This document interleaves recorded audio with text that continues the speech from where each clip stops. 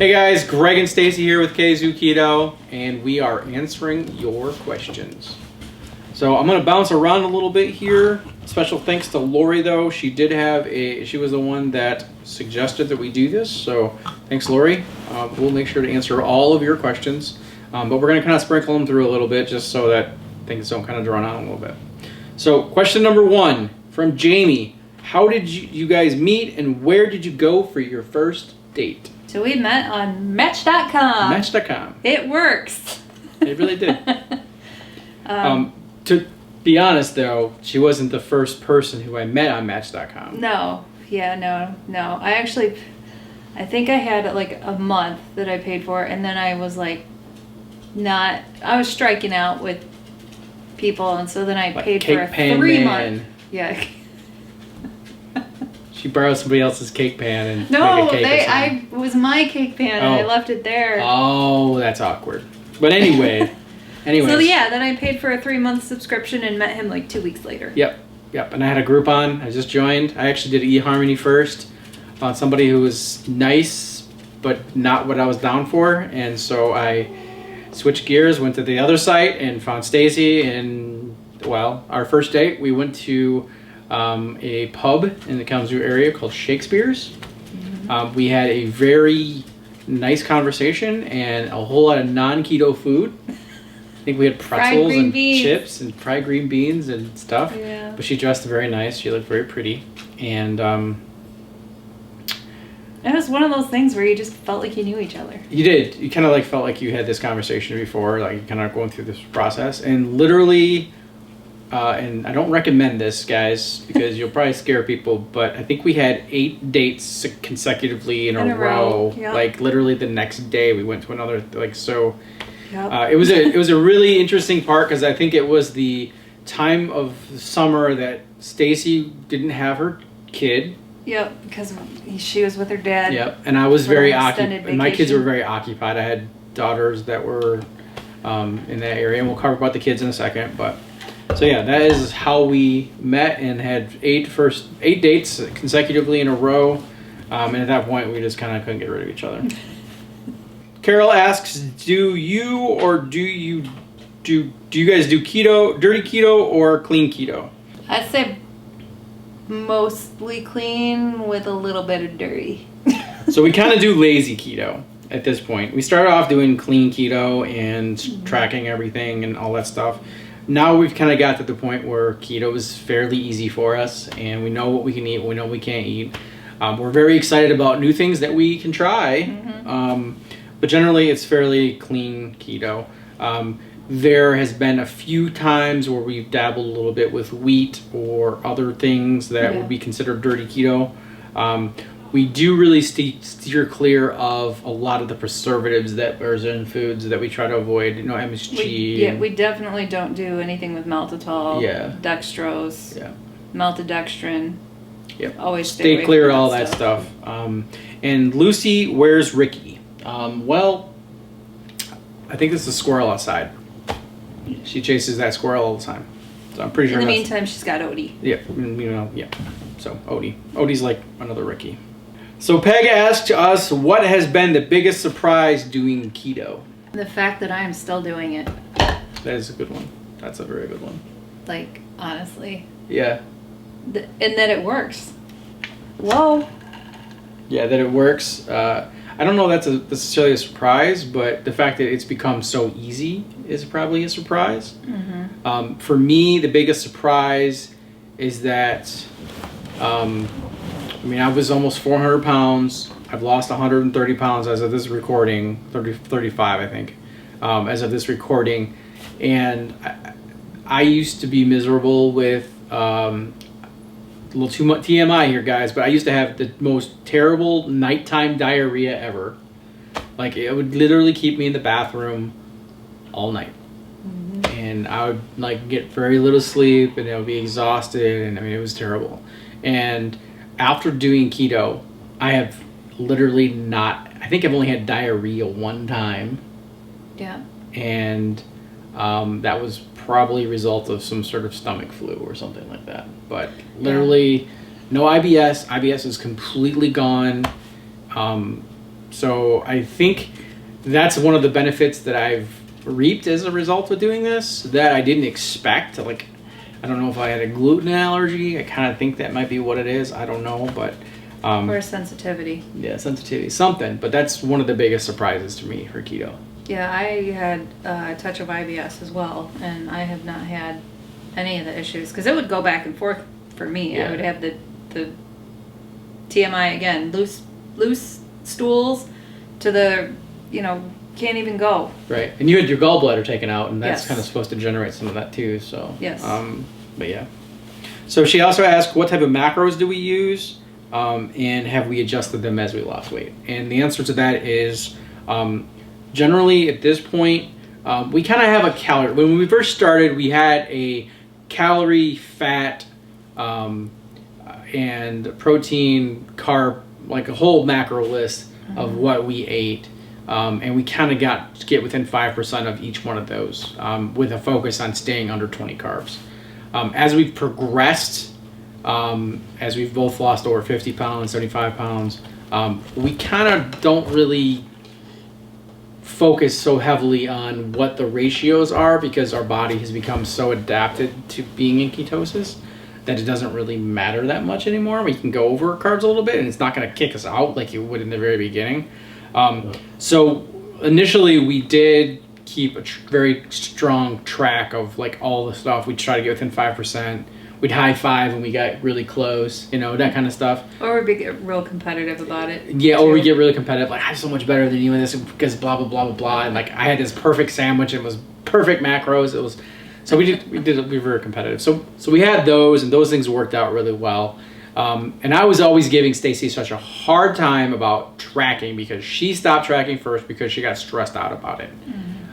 So because she got stressed out about it, it just wasn't helpful for her, and she would freak out about it, So it's like, so I tracked for probably 2 or 3 months after she stopped tracking, and during that time I was still trying to get her to track again because I felt like she needed to at least, get some information, because of the fact that that's how you are able to determine whether or not you're making progress, right? But after 6 months, I think you can probably stop if that's something that you find stressful. But keep in mind that most important aspects here is making sure that your carbs are in that range. And there's some differences opinions on whether or not vegetables count as carbs on those or not. Like some of the, like Dr. Berg says you don't need to count vegetables carbs; those don't matter. We still do though. We still do though. So I mean, and there's times where I was getting only a couple carbs a day, and sometimes I get 20 or 22 or something like that. Anita, being on keto, what's the best time to get in your water and food? I guess that's what I'm trying to ask. She wants to know, basically, it sounds like she's had a gastric bypass, and she sometimes has difficulty getting in some of her daily needs. Neither one of us have had the surgery. I actually don't even know anybody personally. I have a friend of mine who did, and I done. know that was one of the things that was challenging is that you have to basically drink. You can't eat your food and drink your water at the same time. You have to kind of do them in stages because of the fact that your stomach is so small and you can mess up the vein and I have stuff. heard that it is very important to get your water in though. Yeah, so water I think is probably more important.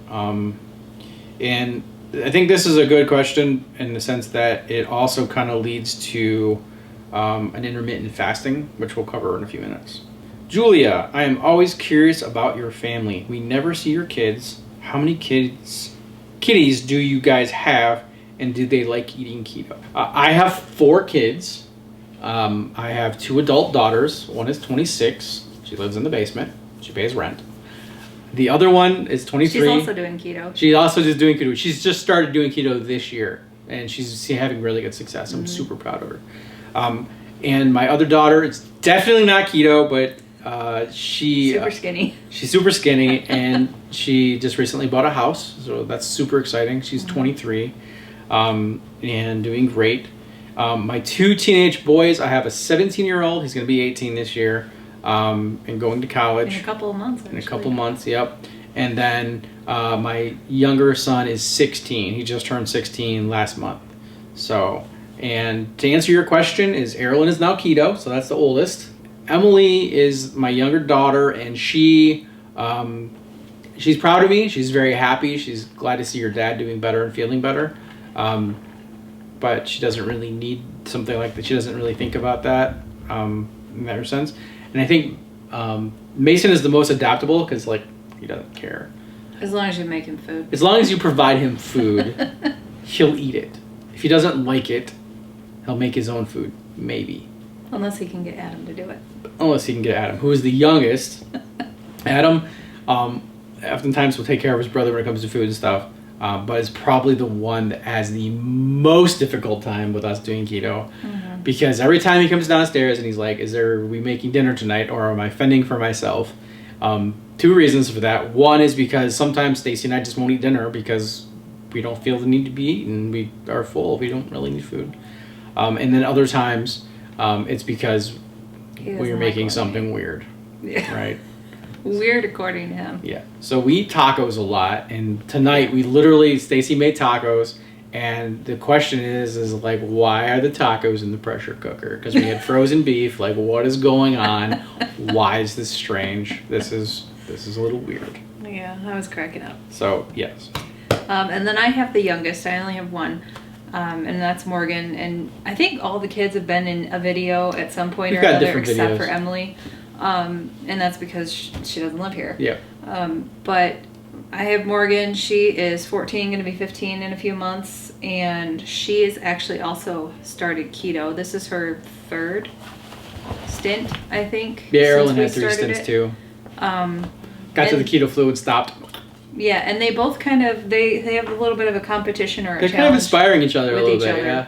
Yeah. So it's kind of cool. She's been doing it. They've both been doing it since the beginning of the year. So. And she struggled in the beginning because she was having a hard time at her dad's house getting the support. But it sounds like they're starting to come around, which is really awesome for her. And so yeah, she's all about it. Lori says, do you guys work out? And if so, how did you start? I'm looking for beginner workouts. My deals myself, and I'm wondering if you guys have any tips or suggestions. To answer your question with a single phrase, no. We don't really work out, and a lot of that is because of time. Yeah. However, we are fairly active, and a lot more active now than we obviously were when we were our larger versions of ourselves. Right. Yeah. So Stacy and I both have these really cool bikes that we like to ride and go on trails. We didn't get to do them nearly as much as we wanted to last year, but now I have a trailer hitch for my truck, and I can take them, and we're going to go meet up with Bonsai Ketos, and we're going to do biking, and it's going to be great. So we do a fair bit of exercise, but we don't have a workout regimen, if that makes any sense. There is some benefits that I am currently researching as we're trying to get rid of some of that last bits of belly fat. Or the flag. Or the flag arms. So that is something that we are, and as we probably get more into that, we will definitely add it to the channel, I'm sure. But I also, to add to that, I wanted to wait until I lost 100 pounds just from keto, so I could say I lost 100 pounds just by changing my diet. Yeah, which is pretty phenomenal. Annette says, does adding powdered collagen to your coffee or any hot beverage nullify its benefits? No. And does it help to add collagen in any form, or is it a waste of money? There's a lot of research that's been done on this. Stacy's done some experimenting as well. So first of all, powdered collagen is very high in protein. And it's also supposed to be very good for nails and organs and all this other stuff. So I think there's definitely some real good benefits there. I think it's good for your skin too. It's also really good for your skin, yes. So it depends on what you're trying to get out of it. If you are tracking your macros, you do want to count that protein, which could throw things out of balance because there's like no fat in it. It's just... Yeah, unless you get...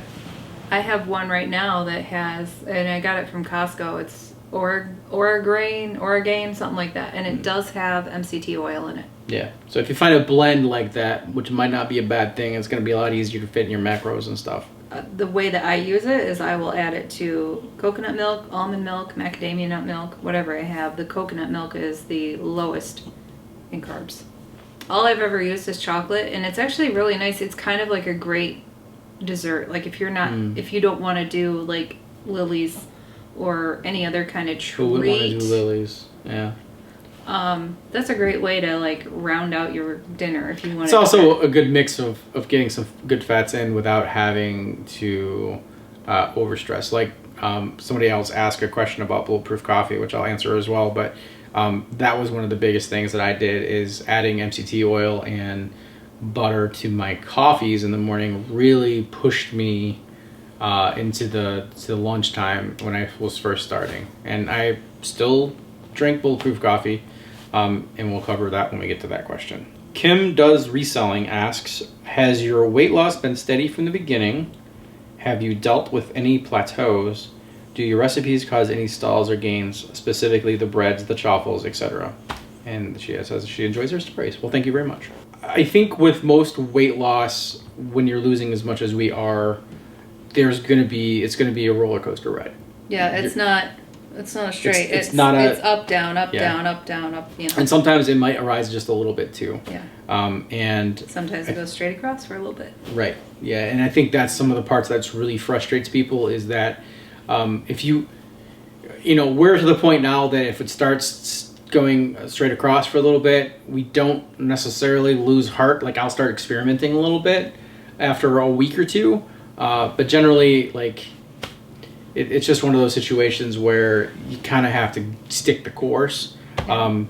Yes, we did have plateaus. I actually had one for about 4 months over the summer. Yeah, you had like a 4-month one. I had a 3-week one, but see, I'm more willing to just change things. Like, I'll stop having dairy for a week, and I'll stop having sugar alcohols. Just curious to see, one, can I do it, right? And two, does it affect anything? And I found in some cases the dairy didn't really seem to affect me. Some people, I hear it does. Like, you'll feel a lot better after you cut dairy out. It didn't seem to have any problems with me. But sugar alcohols, I think cutting those out for a week sort of pushed me past plateau. So also, the other thing you can think about is changing your macros around a little bit. Maybe you're not getting enough fat. Maybe you're getting too much protein, and your body's converting that protein to sugar, and it's affecting you. So just a couple things to keep about that. Large weight loss is a long-term thing. So if you go into it knowing that, you're less likely to get discouraged when you have those weeks where you might be the same or you might be up a few pounds. I went from 203 pounds Tuesday last week to, I think one day earlier this week, I was at 207. And I was like, what the heck? And I'm like, whatever, it'll come back off. I don't really concern myself with it too much, because I think if you start freaking out about it, then you're just adding extra stress, and then the stress is holding on to the fat. Yeah. So your body's going to maintain. So it's interesting because your body wants to stay the same weight. It wants to figure out a way to basically put itself in a state where it's not having to worry about food, not having to worry about water. It's going to kind of keep going through this process, right? And the outside stimuli are going to affect that. What you eat and what you drink obviously is going to, but it's not just a one-of thing, right? Mm-hmm. So like, if I have a single non-keto thing, it's not going to throw me into a whole completely different spiral of things. You probably will feel bad at that moment. Yeah, I think that's all a mental thing. Yeah. So but it's also giving you permission to do that and all that stuff. So, the first 10, 15, 20 pounds for me dropped really fast, really easy. Got through the keto flu stuff, got through a lot of that stuff. Mm-hmm. And then I started losing pretty much on the line, and then it just sort of stopped. And then I probably went a week or two, and then I started dropping again. And so my body will drop like 5 pounds. I'll wake up one morning and I'll be 5 pounds lighter than the night before, and it's like, well, what just happened? It's a whoosh. Yep, it's a whoosh. And so those are the types of things. So that's why it's so important to do your measurements, to take your pictures, because you'll definitely see a big difference, guys. For anybody that doesn't know what a whoosh is, that's when your body is holding on to the water. All the cells are holding on to the water because the fat's going away, and then all of a sudden the water just goes, and it's like psh, whoosh. Boom, gone. So Linda, Kathleen, and Giori, sorry if I said that wrong, says, I would love to hear how you met. So we covered that a little bit in the respect that we met through Match.com. So let me see here. Lori ask us what each other's most annoying habits are. I could list a lot of Stacy's. He could list them, but he wouldn't know what to do with himself if I wasn't this way. She's not wrong. So I've been told many times that I keep him on his toes. she keeps me on her toes. That's true. She keeps me on her toes. She keeps me on my toes. Yeah. She keeps me on my feet, I guess. So I would say that Stacy's most annoying habit is I oftentimes find her to be extremely unlogical in her reasoning. An example of that would be a calendar. Even though everybody in the universe believes that Sunday is the first day of the week, Stacy does not believe Sunday is the first day of the week. Stacy believes that Sunday My week starts with Monday. is the last day of the week. So, yeah. And the calendars weekend- are therefore just wrong. The Because weekend not only is not just one day. is she illogical, she is also exceptionally stubborn too. Which is a terrible combination. I got that, honestly. Yeah. Would you like to share with what these fine people what my most annoying habit is? Combination of things. You can't say more than one. It's one thing. What one thing bothers you the most about me? That I have to pick up after you. You don't pick up after me. I What are you do. talking about? I do. What do you pick up after me? Like when you make dinner and you leave the entire kitchen Okay, a yeah. freaking mess. So what she's saying is I make a pretty big mess when I'm cooking. I clean as I go when I'm making Yeah, that's dinner or baking fair. anything. And he just, everything out, everything all over the place. yeah. Here's dinner, I'm done. So here's the thing with that. This is interesting, and I'm not gonna. The most illogical part of that is definitely Stacy's. However, when it comes to being in the kitchen and we're cooking, right? I'm sure everybody can kind of be at both sides of this. There's this process that Stacy has to go through, that everything is very meticulous and has to have an order to it, right?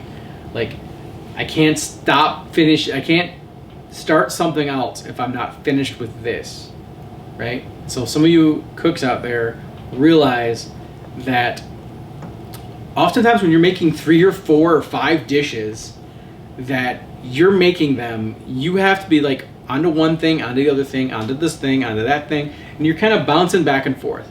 And so, yes, it's true, I'm a bit messy in the kitchen because I don't got time to go through that whole process. Like, I'm trying to get food out, like, you know, kind of like a line chef type deal going on, right? Yeah, when it comes to that stuff, I'm more linear in my thinking. She's extremely linear. Like, I cannot put the chicken away because it's not cooked yet. I can't do anything with this. Do you ever see yourself going off a low carb diet? No, I don't really think we will. And I think it would probably experiment adding more fruits back in after we get to a more maintenance keto. We might restrict our calorie intake a little bit different just to see how it plays out. But overall, I don't really see us changing in that respect. Would you consider beginning a video series of what I eat in a day? We've made a few of them out there. They're pretty boring. Like, we don't... Yeah. I don't really know what to put in there, honestly. Obviously what we eat, but it's like... Like, if you want to know what we eat in a day, it's very simple. I eat eggs and sandwiches for lunch. Stacy eats sandwiches and chaffles. And sometimes leftover dinners. Yep, and we food prep through dinners that we make. Our dinners can be the most erratic in the sense that either we are eating food that we either just came up with, we have some cookbooks and we might prepare something. Literally the most unique is when we do make our cookbook ketos, we never know if it's going to be good or not. So that's one of the questions, right? We also don't ever know how long it's going to take Stacy to actually make it. Linear. Right. It's like our friend Nate comes over on those, and we always tell him to be here at 6:30. He gets here usually at 7. We eat around 8:30. So yeah, we can totally make one of those videos. We have made a few of them.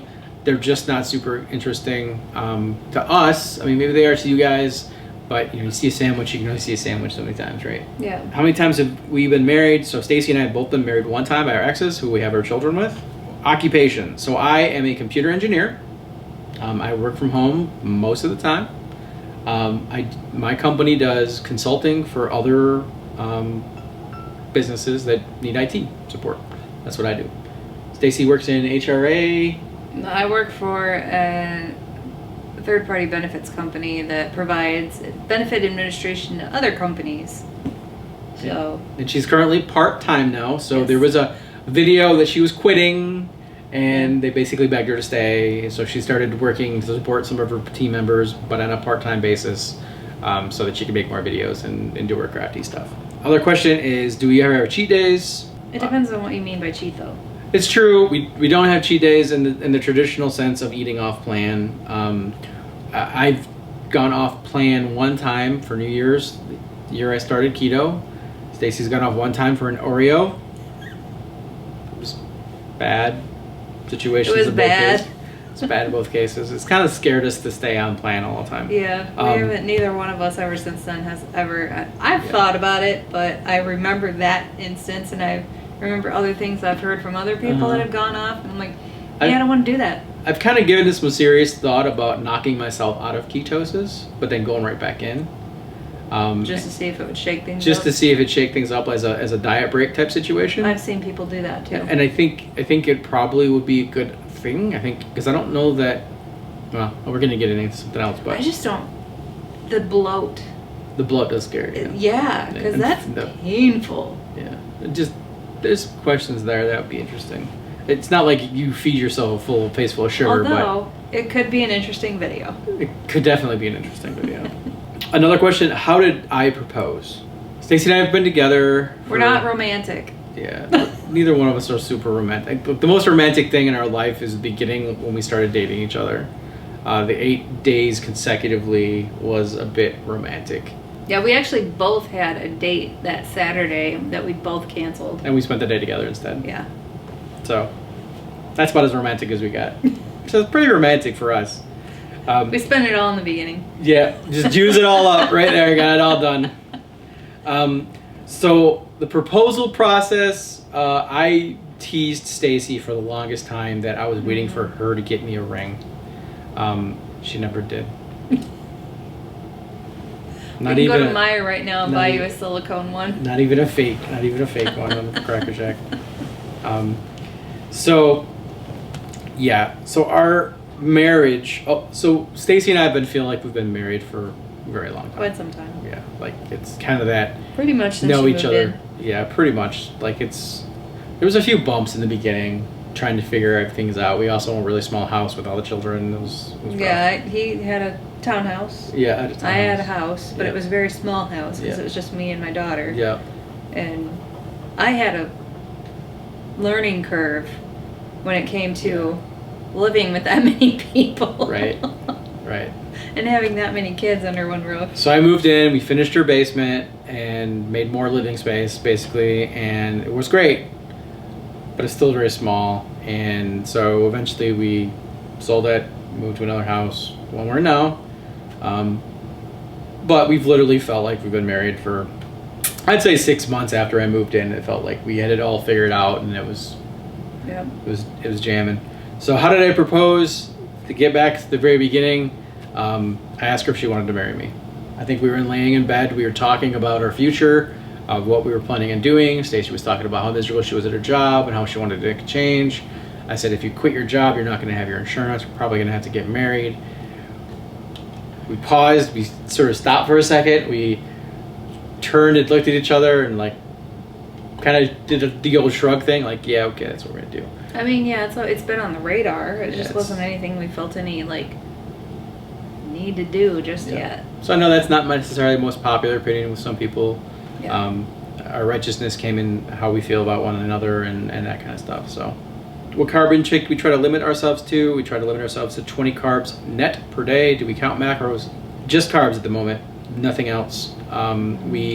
Like I said, in the very beginning, we did count everything, and we tried to balance our ratios within 5%, but ultimately we gave up that, mostly because of Stacy couldn't handle the stress of doing so. So where do y'all live now, and where are you both from originally? We're living in Kzoo.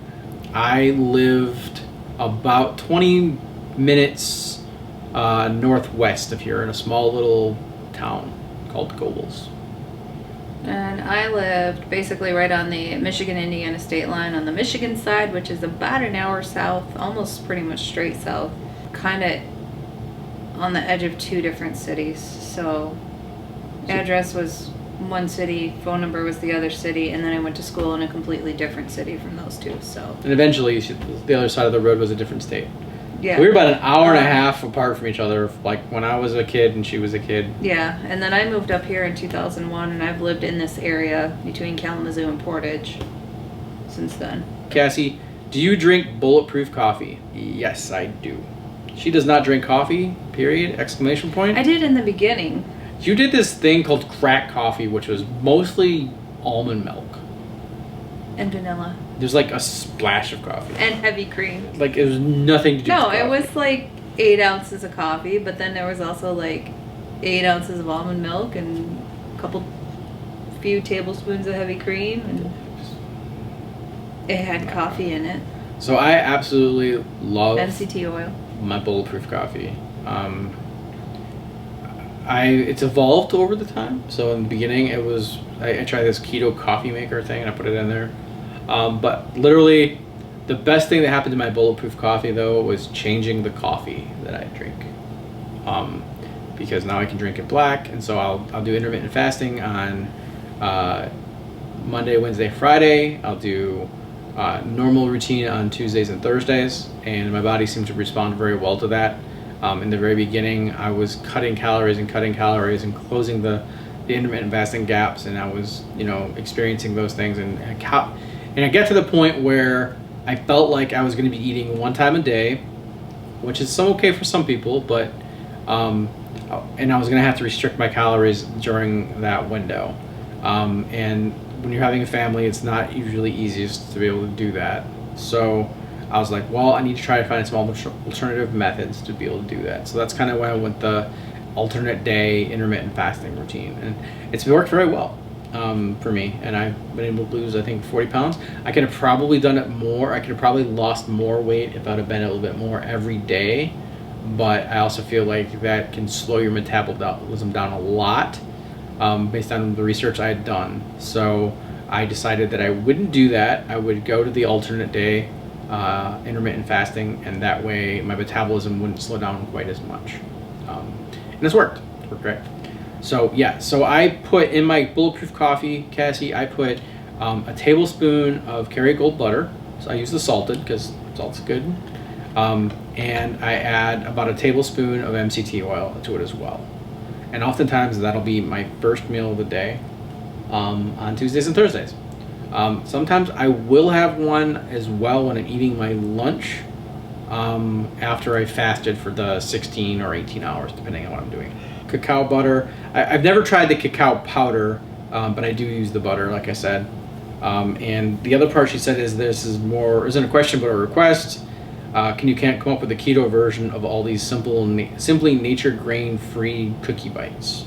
I haven't seen those. Found those in the store the other day because I was looking for them, and I was like, and then I saw them and I was like, oh hey, and then I looked at the carb count and I was like, oh hey. So I don't know what they taste like, but I mean they do have a chocolate chip, and I do have double chocolate and salted caramel. Yeah, double they are chocolate. so addicting. I've been sticking to serving size. That's what I'm thinking. So it's not too bad, but I would love to make them keto. So it sounds like there's probably a few more carbs than what she wants. The double chocolate to me sounds like a chocolate chip.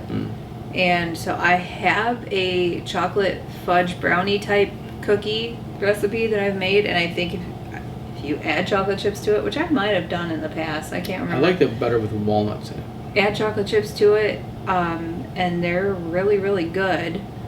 I also have a chocolate chip cookie recipe that is pretty good. I used to make some killer chocolate chip cookies pre-keto, and this is the closest I've been able to get to those. But as far as the salted caramel, I mean, that I can probably come up with something. Although, I like caramel. I don't know. I don't eat caramel anything, so I'll have to rely on him to be my taste tester. I'm okay with that. All right, guys. So that's all your questions answered. Thanks again for taking the time to post them out there for us. This was a lot of fun. I actually really enjoyed, more so than I thought maybe. But I'm sure you guys will have more questions, and if you want to leave them down below, I'm sure Stacy be on the comment patrol, and she will fill you in on all the deets. Ironic part, somebody didn't ask this, but I came into this relationship with 2 dogs. Stacy came in with 2 cats. So a lot of polar opposites attract in that respect. And this dog and that cat absolutely hate each other, but they're also the ones that we're always sitting with there every time we're watching a TV or show or something. So, but that's it for me. And until next time, Stay keto. we'll see you guys.